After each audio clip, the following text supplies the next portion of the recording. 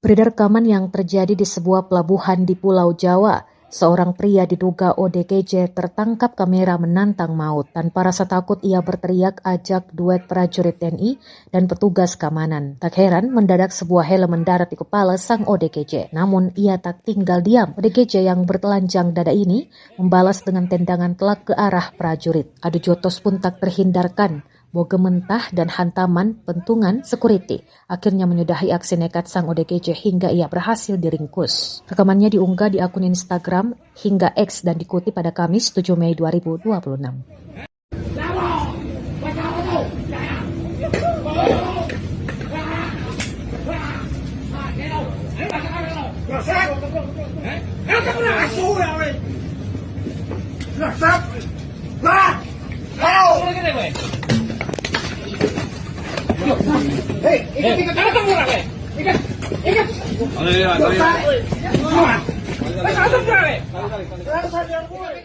Download Tribun X sekarang, menghadirkan lokal menjadi Indonesia.